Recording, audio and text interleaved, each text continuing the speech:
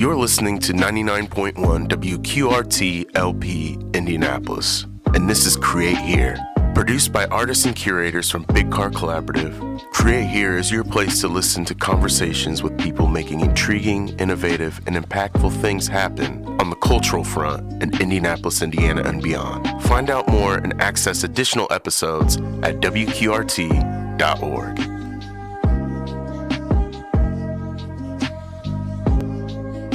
This is Jim Walker, and you are tuned to Create Here on WQRT, and I am here with Sarah Green and John Green. Welcome. Hello. Hey there. Well, thanks for being here. We had a great walk around on the campus here down in Garfield Park. It's been, time is so weird now. It's been a while since we all talked, but I feel like because I've been able to keep up with what you're working on and both of these, I thought you have a lot of things you're working on, and we should tell people what's coming up. Sure. But I thought since these two projects came out during the kind of time warp of COVID in 2020 with your book, and then John, your latest book came out in 21, and this is 22 now, if I'm correct. I thought that they're still new, right? Is that how you feel about them? Pretty much. Yes and no. I mean, I feel like my book, You're an Artist, came out in April 2020, so it was real fresh, for early pandemic. And I both think that it was like a great time for it to release, just because people were trapped some people were trapped at home. Those lucky enough to be able to be trapped at home were with needing things to do and needing ways to connect to other human beings, and art and art making can be a great part of that. But yeah, I mean, it does actually feel like a long time ago for me now. Yeah, I mean, I think You Are an Artist because it's so much about creating and how creating can be a pathway to community, which I know is something you think a lot about, Jim, and the relationship between making art and making community and making relationships. There's a reason that like all the same verbs are associated with that, I think.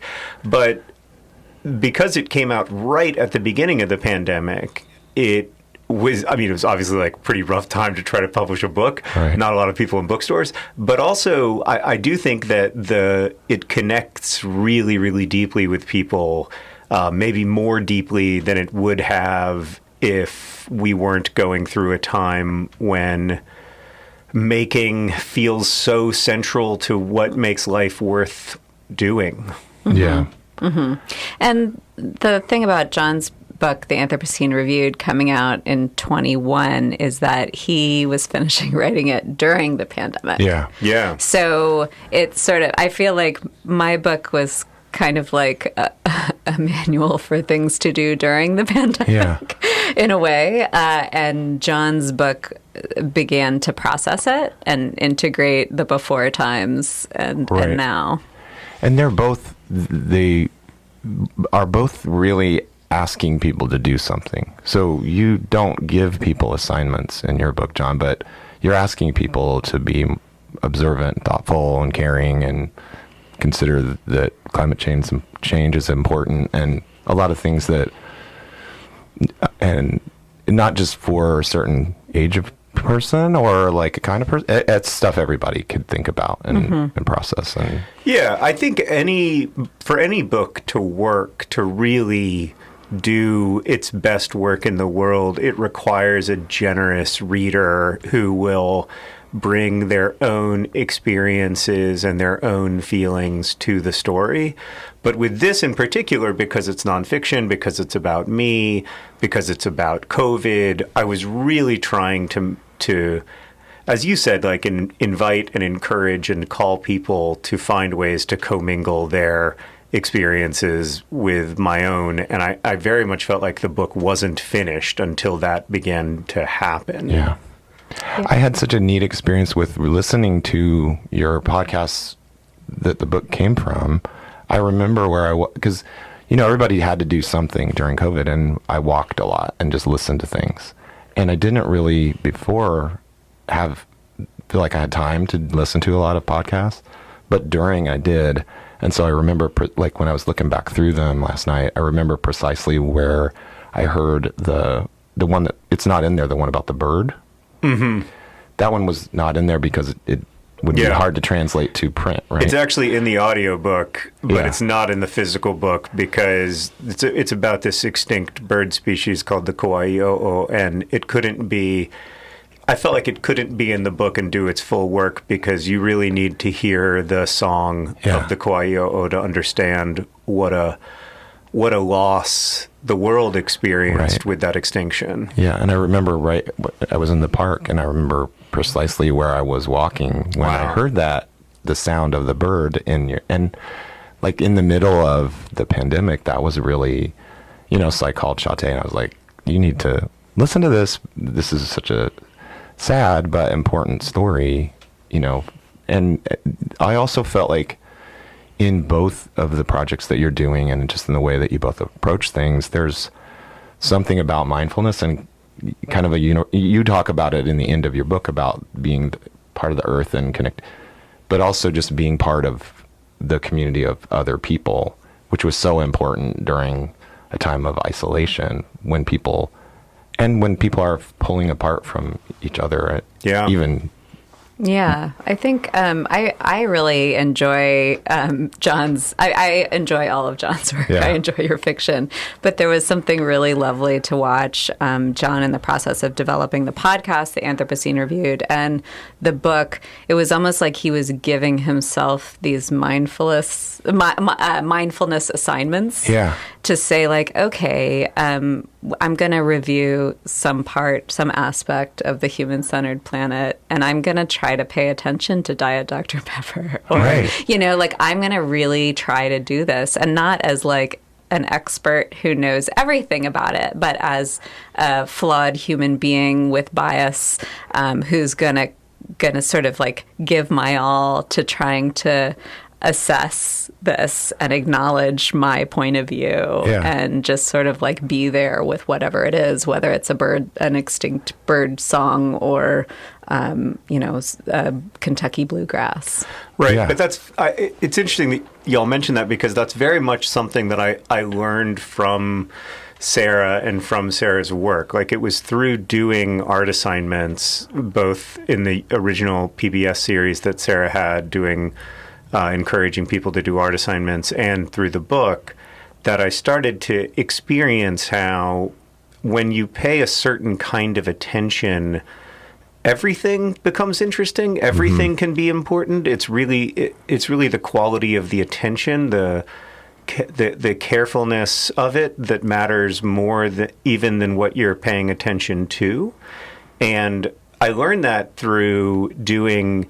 in fact, several times when I was working on the book, I would go back to You Are an Artist, and I would look for assignments that could help me find a way to an idea. Yeah. There's an essay that didn't end up in the book, but that I really enjoyed writing and learning about. That's about the first spacewalk, the first time this guy Alexei Leonov put on a spacesuit and went out into the vacuum of space, connected to the Soyuz space capsule only by a tether. And he was an artist. The astronaut. And so he made the first artwork from space. He got back into... the first Earthrise drawing. Yeah. He got back into the capsule after almost dying because they had miscalculated a bunch of things. And he gets back in. And he's terrified and he's overwhelmed and he doesn't know what to do. And his friend is trying to calm him down and says, we should make some reports about the mission. And he's like, I think I'm going to make a drawing. And it's just that to me is so beautiful. And the story of Alexei Leonov, as it's usually told, is all about the spacewalk and all the challenges that they had and all the ways that they almost died. But to me, overwhelmingly the most interesting part is that he drew the sun rising behind the earth because it was the most beautiful thing he'd ever seen. Right. Mm-hmm. And the first person to see that, right? Yeah. I was the first person, and to try to understand. even how do I capture this with colored pencils in a weightless environment when I'm really stressed out and I have like 6 minutes. Right. Well, and it's the ultimate constraint. Like artists need constraints. Alexei Leonov had the best set of constraints and like a tiny little colored pencil set. Yeah. Right. But I remember when I first read about it, I was making a video for the art assignment about art in space. Yeah. And I was reading the story about Alexei Leonov, and I was like, John is going to really dig this. Yeah. I mean, that gets at something that I think is so fortunate and important about having creative people in your life who you work with and can bounce ideas off of. Like, obviously, we're extremely lucky that this happened to us in a marital partnership, but I think other people have it in other relationships. But having that person who comes across a story and knows it's for you, right, is just so valuable and so lovely. And it's such an act of love. Every time Sarah says to me, like, hey, I think that you might be interested in the history of Piggly Wiggly, because it seems like it's up your alley and I just learned about it. Yeah. Like, that's such an act of love. And then if I can do that for Sarah by like pointing her to art history TikToks or whatever, I always feel really lucky. Well, that's really what you're doing here. You know, what you're doing with Tube Factory and the Big Car Space and all of this amazing development over here is you're bringing people into community with each other and allowing those overlaps to happen. Well, and that's what I was thinking about this last night when I was looking at both your books. The history pieces that you put in here, and you both have done other online shows that were about history, about knowing stuff. And, you know, because the art assignment went down a path with some history ones about surrealism, which I have showed my art classes. But you guys are kind of like doing what you were just talking about, but for everyone who pays attention to what you're sharing. Like, you should really know about, you should know about, like, you go through the list, you should know about Yoko Ono, John Cage. All the poetry that's in here is great too. Like, that's all stuff that people are gonna, you know, who's John Ashbery? Oh, now you got, you know, Mary Oliver. Like, they're in an E.E. Cummings. Like, that's probably the first time so many people have heard about those poets, just like many of the artists in history or contemporary artists. So it's basically like everybody has a friend who's like, have you ever heard of William Burroughs? Have you ever heard of John Cage? Have you ever heard of Yoko Ono? And so many people are like, no. Right. And those people mean so much to us. But I think that's the best way to learn about historical occurrences, people, artwork, is to have it be directly connected to something in your current life. Yeah. Like, you know, this reminds me of Yoko Ono. You know, this from now reminds me of Yoko Ono, and it's still relevant. Right. You know, and it's not like you're sitting through a chronological history course or something, but it's like, hey, this is not dead. This is still this relates to your life now. It's all context. Yeah, and knowing that art is not a cold dead thing, but something that is informing our now is really, I think it really changes people's relationship with art. The same is true for history. When you're taught that history is a series of dates that led to the emergence of the best possible order of communities, which is called American democracy. Like, and it's right. And it feels, you know, and it feels like it's this very simple, straightforward narrative.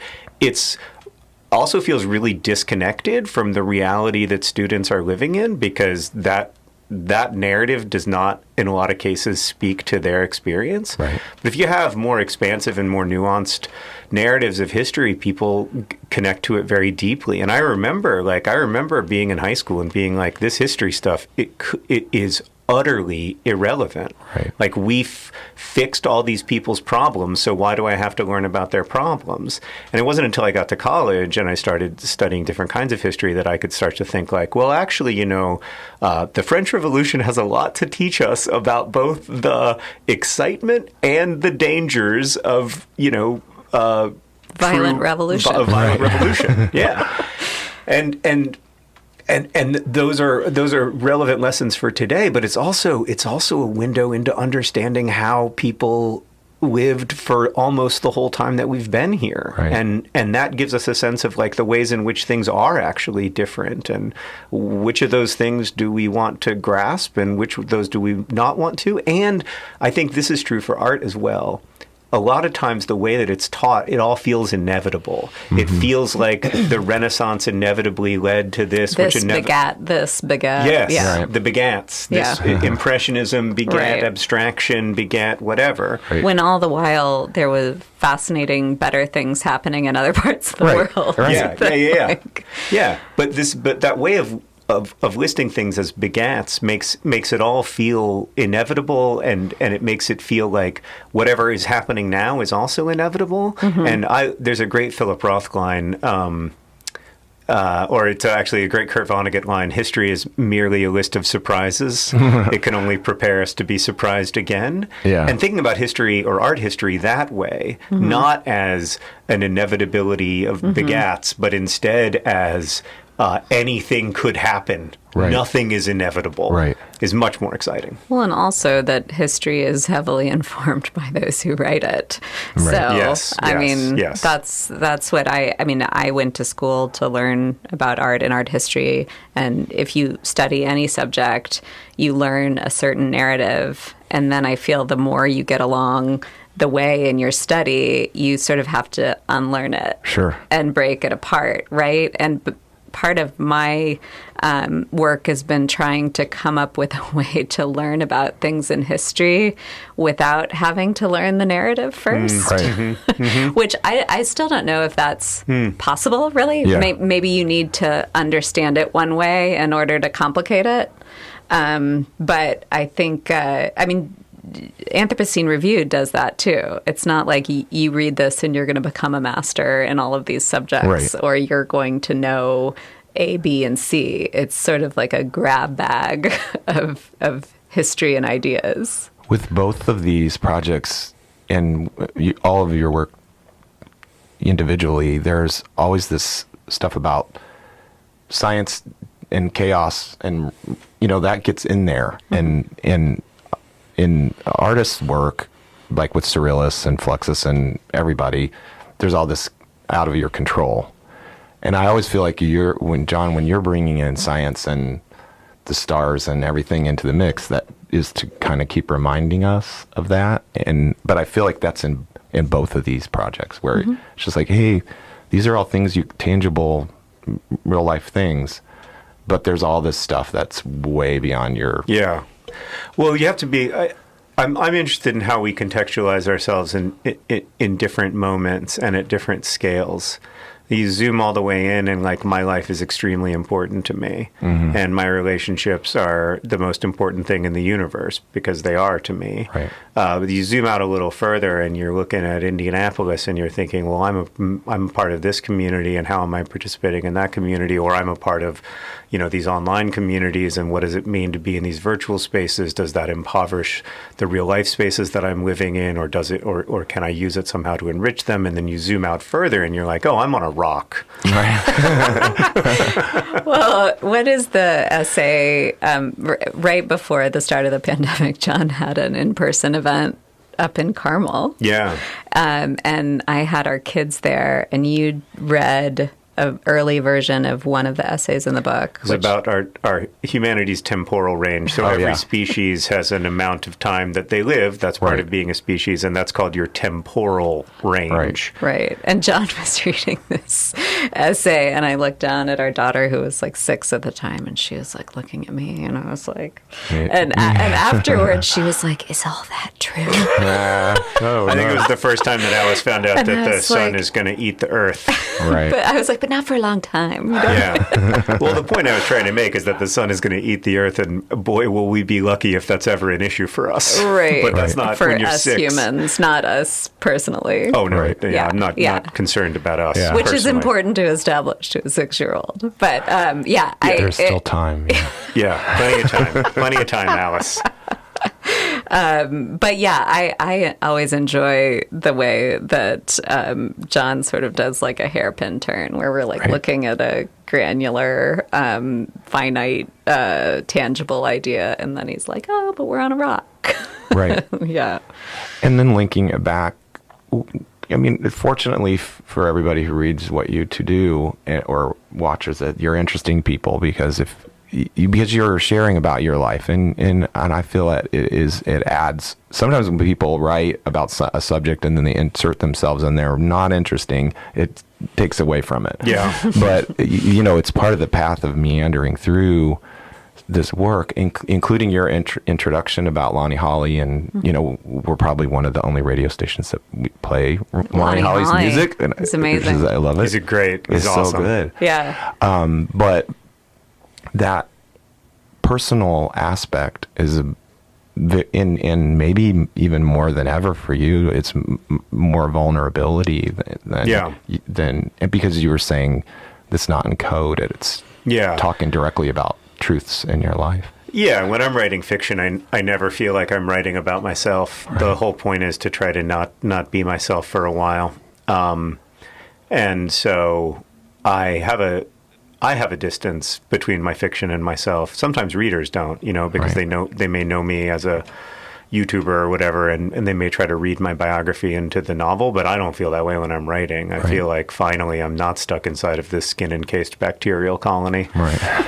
But when I'm writing nonfiction, I am, with this book, it really was the first time I was trying to write about myself and my own way of looking at the world. And I knew that was going to demand a certain amount of vulnerability. But I'd also seen some of the ways that Sarah handled that in You Are an Artist, how she was able to write about herself while still protecting, like the essential privacy of our marriage and the essential privacy of our family. And so I wanted to try to find a way to do that in a way that was analogous to the way that she did it, even though I knew I was going to have to be writing more about myself. Yeah.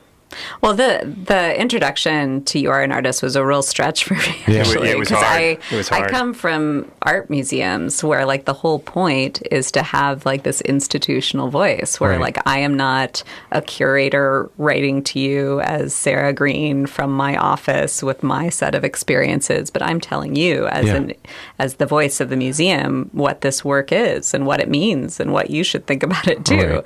And so and part of doing curatorial work is that I love hearing from artists, and I love making a platform for artists and seeing what they think about things. Sure. I know what I think. Right. That's not interesting. But working on the introduction, my editor and John really pushed me why did you write this? Why are you doing this? And I think it was a good exercise for me to try to find that balance. I think everybody tries to now, existing on the social internet, to what extent do you share yourself? To what extent is it productive vulnerability? And to what extent are you performing a self that is not real? Right. So I think that's something that we're both always trying to grapple with. Well, and they were so important with both of these books because people like me and so many other people were familiar with all the many of the assignments because they've been watching them and then had heard. I mean, you don't know what percentage of people probably already heard it before, but it's probably a pretty high percentage had experienced some piece of these two books already in one way or the other. But then when you come into it, there's these new pieces that are in both cases super important and powerful. I feel like they add so much that it creates a whole level of experience that adds to what you might have already had. That's great to hear. Well, and I think this is I want to hear what you have to say too, John, but this is also an outgrowth of working on the internet. You make videos, you make podcasts, and they go out into the ether and they're not there. They're not a cohesive collection.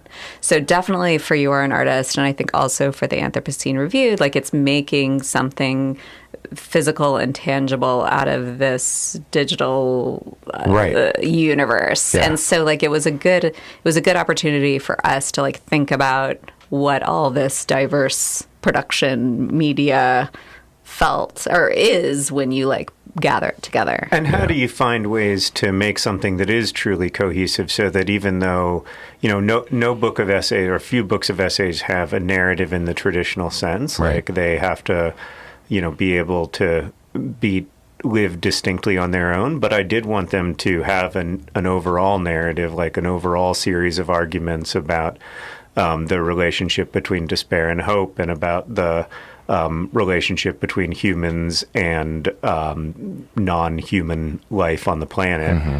And so, like, trying to draw those two arcs, this personal one of my journey away from despair and beginning to see despair as cheap and kind of an easy way out from the size of the problems we face, and then this sort of journey that we're on as a species toward being so overwhelmingly powerful that we sometimes or often don't even understand the consequences of that power. Right. So it was about trying to form that cohesive whole for me, and that was a really fulfilling experience. But it gets back to something that Sarah was saying earlier, which is that especially when you're writing anything remotely personal, but I think to some extent, even when you're not, you are trying to find your voice, and you're trying to find, like, what does my voice sound like if it isn't the institutional voice of the museum? Like, Right. what does my voice sound like as me?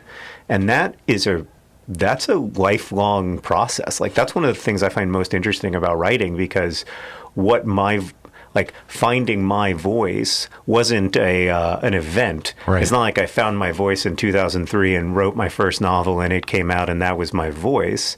That was my voice then. Right. But I want to keep trying to find.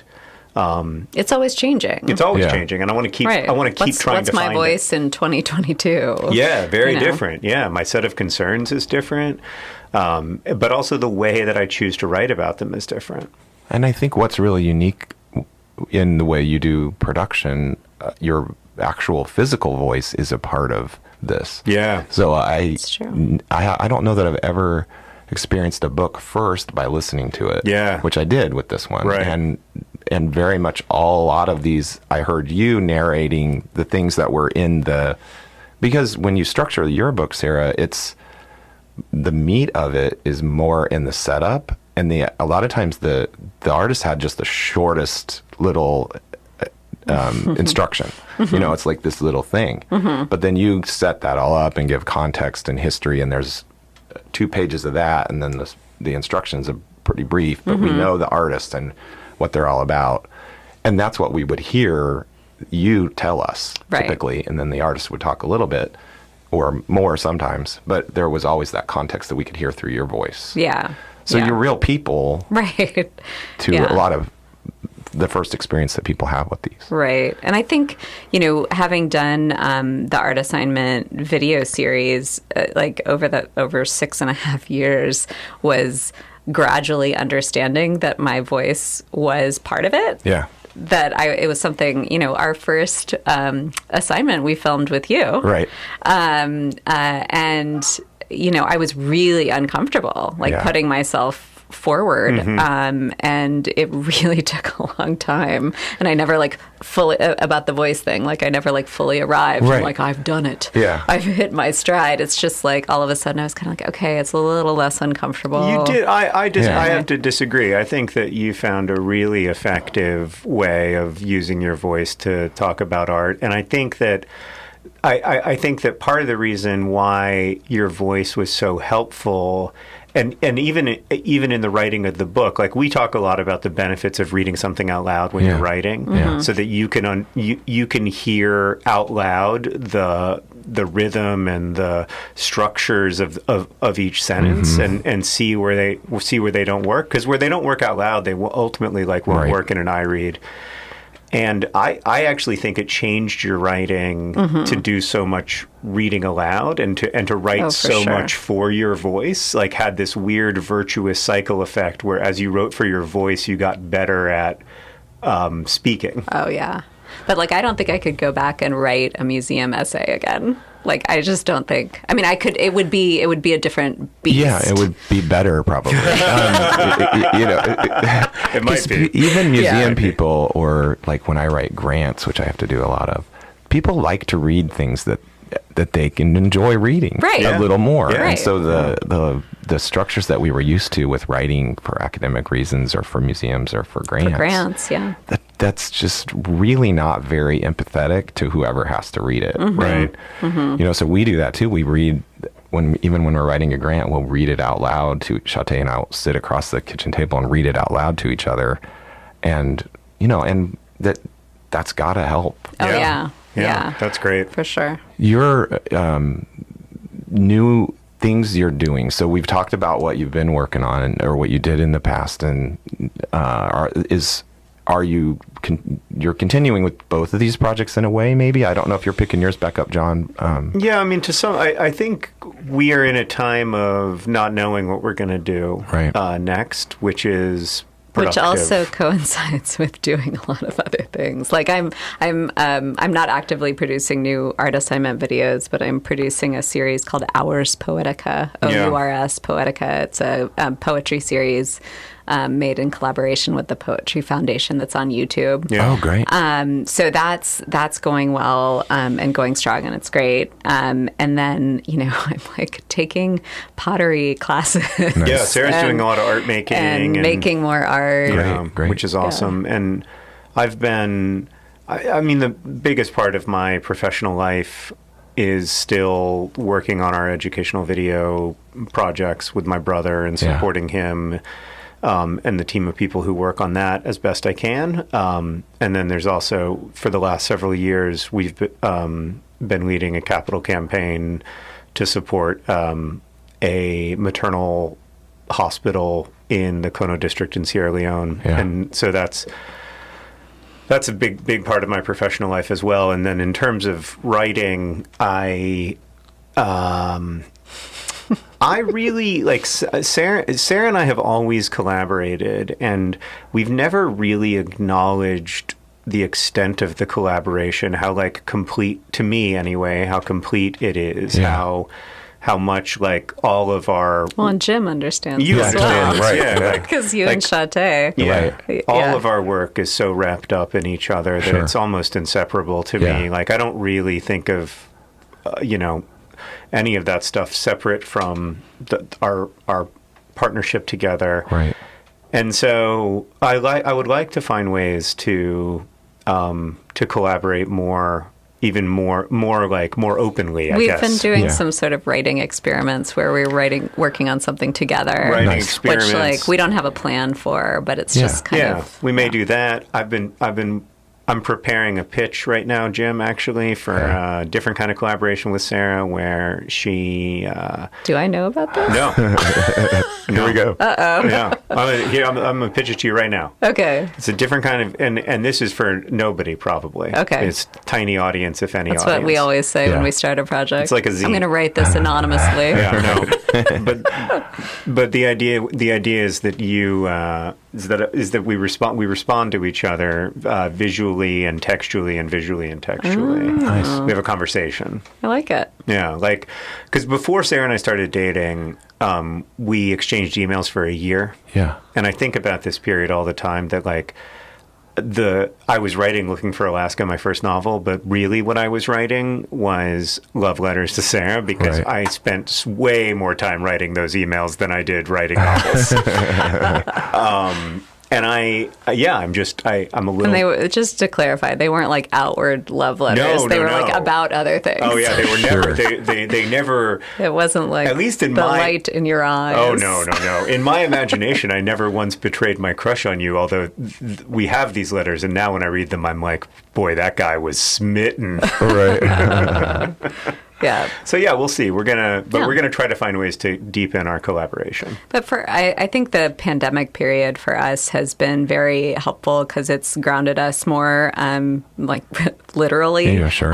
We've not been able to travel as much, and even when we have had the opportunities to travel, we just haven't been, and it's been a really difficult but also productive time to really think about what we want to do. What our short time on this planet should be spent doing. And I think I'm like starting to be like cautiously optimistic Right. Yeah. about doing more public, community-based, in-person things. Yeah, it's so great that we have you in our city, both of you and your family, and you're giving back to the community, including people, and Sarah, including a lot of artists from Indianapolis and people you met here in Indianapolis, including here in this actual space we're in. Pablo was here, Pablo Helguera, and so supporting artists in that way and you didn't only talk to famous artists, you talked to all kinds. So that's something that has really made a big difference in our city. And then, John, all of the work you do to talk about Indianapolis too, I think is super important for us. And Thank you. Yeah. And the Indy 500 review is basically also a review of Indianapolis. I think. Yeah. So it's a love letter, a little bit of a love letter. Yeah. But there's an actual, and how many stars did you give Indianapolis? I think 4. Good. Yeah. Yeah. Okay. I think that's pretty good. Well, and we are likewise super grateful for all that you and your amazing team do Yeah. Thank you. here It's at really wonderful. Big Car Tube Factory. And it's so exciting to see the growth and what's coming up for you guys. So if people, thank you very much. So if people want to find your things, where are the best places to go? So online? what I'm working on right now is Ours Poetica, Ours Poetica on YouTube. You can So just search search it. for it. Okay. And then otherwise, I'm occasionally on Instagram at The Art Assignment. Okay. I'm on Twitter as John Green, but quite reluctantly. In terms of where I'm... You're on TikTok, John. In terms of where I feel Yeah. the most creative interest and also concern, it's definitely TikTok. Yeah. I'm literally John Green on TikTok. Okay. Well, people can find you there. Thank you both so much for your time today. It was great to see you and have you here. Thanks it's for great having to talk us. with you. All right. Thank you.